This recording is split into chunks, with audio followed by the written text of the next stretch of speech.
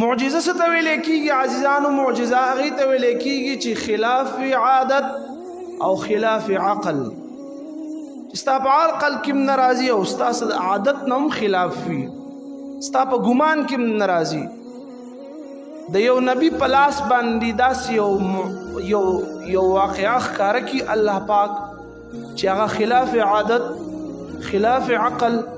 او په اسبابو باندې موقوف نه وي،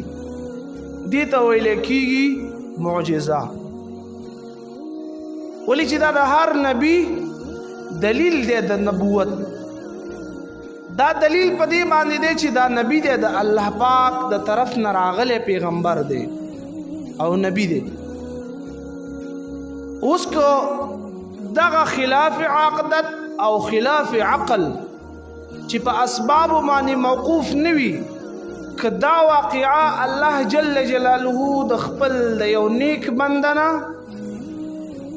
او د یو خپل ولی په لاس باندې دا خبره ښکاره کړي او دا واقعه پې ښکاره کړي، نو دا به د هغه کرامت وي، دا به معجزه نه وي، دا به د هغه د ولی او د نیک بنده کرامت وي. اوس خلاف عادت او خلاف عقل چې د اسبابو باندې موقوف نه دی، دا واقعه د الله جل جلاله د یو فاسق او د یو فاجر او د یو کافر په لاس باندې ښکاره کړي، نو دې ته ویل کېږي استدراج. د الله د طرف نه مهلت دی دته چې د دې کار نه واوړه، ولې چې د قیامت ته نږدې به دجال راځي او د هغه په لاس باندې به ډېر کارونه داسې وي چې هغې ته ویل کېږي خلاف عادت او خلاف عقد، چې د اسبابو باندې به موقوف نه وي. داسې کارونه به کېږي د هغه په لاسونو باندې چې د انسان عقل به نه مني او د انسان په سمج کې به هم نه راځي. ولې انسانان به جمدي کوي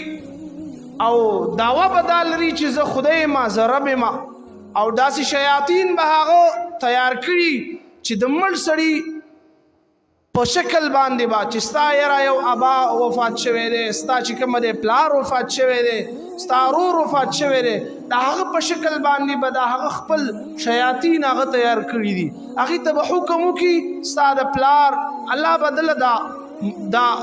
د په لاس کې به الله داسې طاقت هم داسې چولی چې د هغه په شکل کې به ستا د پلار، ستا د ورور یا ستا د ابا، ستا د نیکه په شکل کې به داسې یو کس را ژوندی کړي چې تا ته به پته ولګېږي چې واقعي دا خو زما والد صاحب دی، واقعي دا خو زما ورور دی. نو دا به ستا په عادت کې به نه وي، ستا په سمج کې به دا خبر نه راځي او په اسبابو باندې به هم موقوف نه وي. دا به دعوه د خدایي لري او مهلت به یې د الله د طرف نه دته، نو دې ته ویل کېږي استدراج. او معجزه او کرامت دا کار کولو والا ته ویل کېږي، نو دا کار انبیا نه کوي، نه اولیاء کوي، نه د الله جل جلاله نیک بندگان کوي. فاعل به څوک وي؟ فاعل به الله وي. ښکاره کوي به خپل نبی، ښکاره کوي به خپل ولی او نیک بنده، د هغه په لاس باندې به یو کار کوي، دا به د دنیا ته ښیي چې دا زما نبی دی، دا دلیل دی په دې باندې چې د ما نبوت ورکړی دی، دا دلیل دی په دې خبره باندې چې دا زما ولی دی.